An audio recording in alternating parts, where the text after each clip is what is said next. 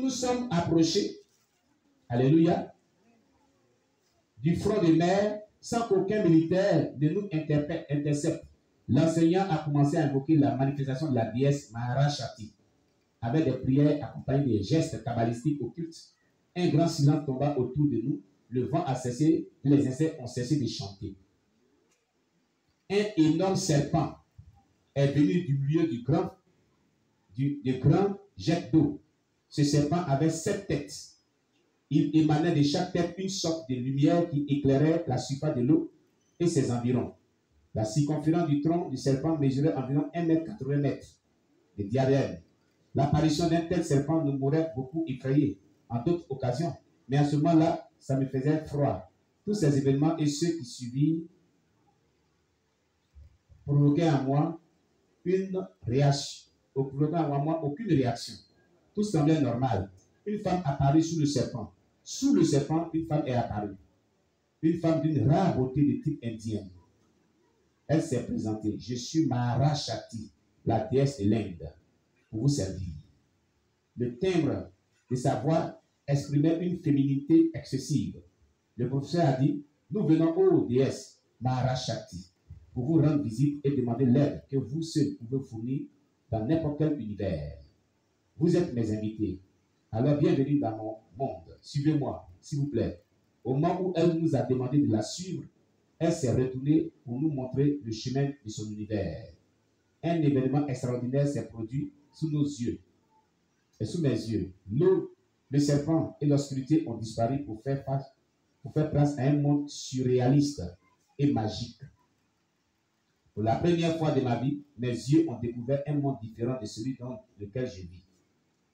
Il y avait une lumière qui ne venait ni du soleil ni de la lune. La couleur du ciel était violette. Je n'ai pas remarqué de vie végétale. À la place du sol, il y avait un mélange de goudron, de substances comparables avec du ciment, le tout étant recouvert de verre. Je n'ai jamais visité aucune ville américaine ou européenne, mais j'imagine que cette ville ne pourrait pas exister sur Terre. Nous étions les invités de la déesse. Elle nous a montré son univers. La quasi-totalité de la population était composée de femmes. Ça, c'est dans l'eau. Le royaume de l'eau. Maranatha! Réveillez ceux qui dorment. Alléluia. Tout ce qu'il a décrit là, c'est dans l'eau. Un univers qui est dans l'eau. Alléluia. La majorité des habitants là-bas, c'était des femmes. C'est le royaume sous-marin. J'avais l'impression que ces femmes se ressemblaient. Elles étaient tous aussi beaux. Rien ne troublait la paix, la sérénité et la paix de ce monde mystérieux. La population était gentille, accueillante et hospitalière. Après la visite, nous sommes allés à la résidence de la déesse. Après quelques minutes de repos, la déesse nous invita au banquet en notre honneur. Il y avait beaucoup d'invités au banquet, entre autres reines, princesses et duchesses. Pendant le banquet, le professeur révélait le motif de notre visite. Mais la déesse l'arrêta, disant que nous aurions le temps de parler plus tard.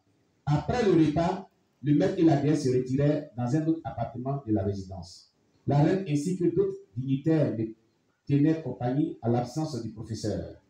J'étais déjà tourmenté par l'absence prolongée de la déesse et du professeur. Quand je les ai vus sortir de la pièce, le professeur me fit comprendre d'un hochement de tête que tout s'était bien passé. Cela exigeait que nous retournions à notre demeure terrestre. J'ai pris congé de mes hôtes, puis accompagné de la déesse, nous partîmes vers l'endroit par lequel nous étions entrés. Pendant le voyage, la déesse me tenait familièrement la main. Nous sommes arrivés à notre point de départ. Il s'est passé une chose, et l'univers occulte a disparu, pour faire place au fleuve et au serpent à 7 têtes. La déesse était avec nous et me tenait toujours la main, comme de vieilles amies. Elle m'a dit au revoir et m'a lâché la main. Elle se retourna et disparut de la vue. Les lumières qui provenaient des 7 têtes du serpent géant et le serpent lui-même ont également disparu dans l'eau, nous laissant dans une grande obscurité. Nous sommes revenus au même endroit que nous avions quitté. Les soldats dormaient encore sous hypnose. Nous devons agir rapidement et rentrer chez nous, de peur que le matin même, les gens ne nous voient et ne nous demandent notre présence dans un tel endroit à 4h30 du matin. Vous avez vu, c'est passé entre 1h du matin jusqu'à 4h30 du matin. C'est pourquoi il y a la prière des portes des belles qu'il faut faire. Alléluia. Qui détruit ses yeux des ténèbres. Voilà. Gloire à Jésus-Christ. Amen. Il faut faire cette prière-là à cette heure. Amen. Entre minuit et 4h du matin. Parce que c'est là que s'intensifie aussi, pas que le diable n'attaque pas à n'importe quelle heure, mais c'est là que s'intensifie aussi les yeux des ténèbres. Alléluia. Les yeux des ténèbres. Je ne sais pas, est-ce qu'on a avec Facebook et puis, si ces autres caméras-là ne présentent pas la partie vidéo, je ne sais pas ce qu'on a avec eux. Je ne sais pas pourquoi. La caméra est presque éteinte. Amen. Gloire à Jésus. La terre se décharge. Alors, de retour en ville, le professeur et moi nous sommes réendormis pour récupérer le sommeil perdu au cours de ce voyage, qui est remarquable. Dans l'après-midi du même jour, la maîtresse est venue me voir et m'a dit ceci. Quand j'étais avec la déesse,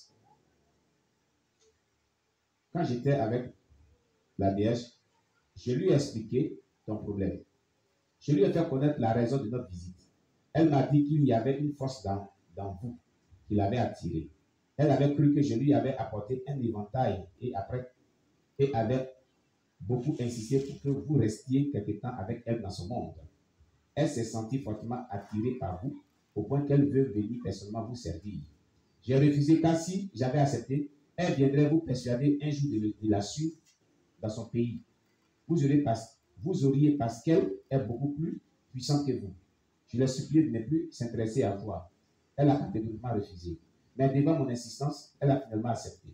Mais au lieu de cela, elle vous a fixé des conditions difficiles à remplir si vous voulez avoir une femme qui puisse résoudre vos problèmes d'argent et satisfaire tous vos désirs.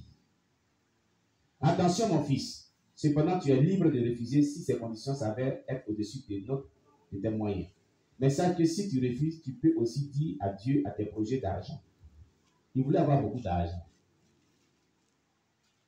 Et on lui a dit qu'il lui faut une femme, une déesse des mers, une sirène des eaux qui va pouvoir tous ses biens. Et c'est pour ça qu'ils sont allés faire ce voyage sous la mer, dans le royaume marin. Alléluia. On lui donne maintenant les conditions. Gloire à Jésus-Christ. Voici ce que tu dois faire si vous voulez continuer. Ce soir, vous trouverez à votre chevet un jeu de 17 cartes. Les cartes que les gens jouent là. Voilà 17 cartes. Chaque carte a une photo de femme. Parmi ces 17 photos, vous choisirez celle qui vous plaît le plus et vous ferez un signe au-dessus de l'image. C'est la femme qui deviendra votre épouse. Le professeur m'a alors expliqué comment je devais disposer la grande table dans mon salon pour préparer la visite de ces 17 femmes. Elle poursuivra l'argent pour vous et combler tous vos désirs. C'est-à-dire, elle pourvoira l'argent pour vous, l'argent que vous voulez. La femme que vous allez choisir, elle va vous donner l'argent que vous voulez. Il a ajouté, vous serez réveillés à minuit par des visiteuses. Ce sont ces 17 femmes sur les cartes. Mais attention à faire votre bon choix ce soir. Elles viendront vous séduire de différentes manières, vous faire succomber. Si vous parvenez à rester jusqu'à 16 heures, à leur départ, vous saurez qui est. Vous saurez qui est. Voilà. Amen. Votre femme. Car elle n'ira pas avec les autres. C'est celle que vous avez choisie sur les cartes. Malheur à toi, mon fils, si tu succombes au charme de l'une d'entre elles, qui n'est pas celle que tu avais choisie, car elle serait celle de ce monde où nous étions hier et qui a prévalu sur toi, autrement dit, tu mourras dans ce monde. Mais tu continueras à vivre dans le pays de la déesse. C'est une des exigences de la déesse. Pour ne pas courir le risque d'être trompé et détruit, tu dois résister à la séduction des autres femmes. Bon, maintenant, je crois que j'ai tout dit en détail. À vous de décider. Je n'avais pas de choix. Je me suis dit que si je refusais ces conditions, le professeur ne serait pas content de moi. Par conséquent, il ne me confierait jamais une autre méthode pour obtenir l'argent dont j'avais besoin. Aussi, si je laissais passer cette opportunité, je ne pouvais pas espérer gagner de l'argent comme tout le monde. Je n'avais pas le choix, j'ai donc accepté. L'amour de l'argent. L'amour de l'argent. Voilà où ça conduit. Il y a des gens qui aiment l'argent jusqu'à ils peuvent même vendre leur âme à Satan. Ils livrent, ils sacrifient leurs propres enfants pour l'argent. Voilà où cela conduit. Bien, tu vois, tout comme mon professeur l'avait annoncé, le soir vers 19h30, j'ai retrouvé sous mon oreille un jeu de cartes. Chaque carte avait une image d'une belle femme vêtue de vêtements légers et transparents. J'ai pris le temps de regarder les visages de ces êtres irréels. Elles étaient la perfection de la beauté. Puis vers le moment critique où je devais en choisir une, qui serait ma femme pour toujours. Je n'avais aucun point sur lequel je pouvais étrayer mon raisonnement car tous étaient égaux de beauté. Après un moment d'indécision, j'ai eu l'idée de faire mon choix par tirage au sort.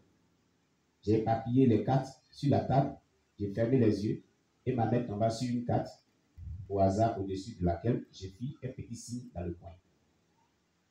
Alléluia. Le lendemain, je suis allé au marché pour acheter tout ce que le professeur me demandait d'acheter, à boire et à manger. J'ai aménagé le salon comme indiqué par le professeur et je me suis endormi dans mon lit à 20h30. Amen. La femme qui va marier. Prochainement, on va voir la suite. On acclame le Seigneur Jésus-Christ. Alléluia. Prochainement, on va voir, puisqu'il a fait le choix, comment il s'est marié avec cette femme et sa vie avec cette déesse. Qu'est-ce qui s'est passé? Bien-aimé, sache que le monde qu'on vit est plein vraiment d'œuvres des ténèbres de ce genre. Et toi, enfant de Dieu, tu dois tout faire pour ne pas tomber dans le piège des déesses, des sirènes des eaux. Alléluia. Afin que ta vie soit libérée. Afin que ta vie ne soit pas comme ce genre de vie. Amen. Dimanche prochain, si Dieu nous fait grâce, nous verrons vraiment la suite de ce merveilleux récit, vraiment de ce test sataniste. Alléluia. Qui est vraiment très important. Que Dieu te bénisse. Alors, cher bien-aimé, qu'as-tu retenu dans ce culte de ce dimanche? Qu'est-ce qui t'a marqué? Qu'est-ce qui t'a touché? Sur quoi le Seigneur a tiré ton attention? Amen. Que retiens-tu? Qu'as-tu compris? Qu'est-ce que tu as compris dans ce culte de ce dimanche? Qu'est-ce que tu as retenu? Qu'est-ce que tu as compris? Qu'est-ce que tu as touché? Dans ces trois messages qu'on a eus, le message sur l'exhortation à la famille, alléluia, la prédication du jour et le témoignage qu'on vient de voir. Qu'est-ce que Dieu t'a fait comprendre?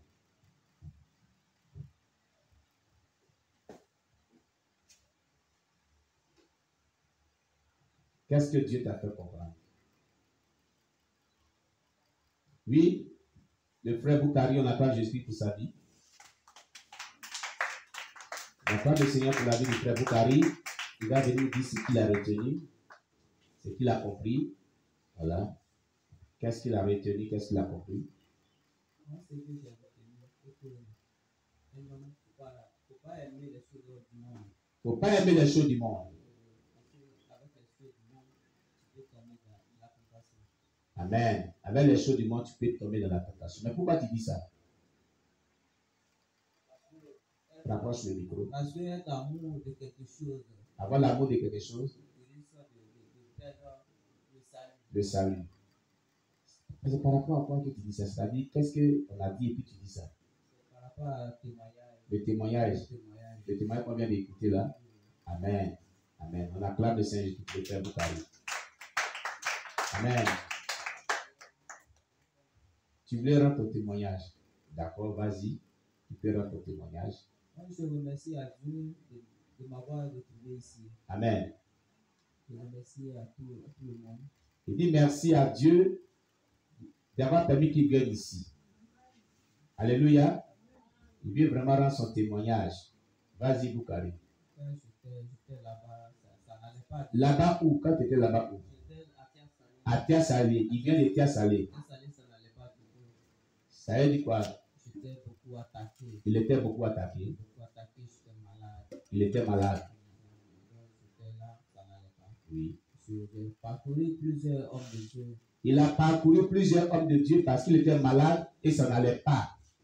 Et ils ont essayé de prier pour moi, mais ça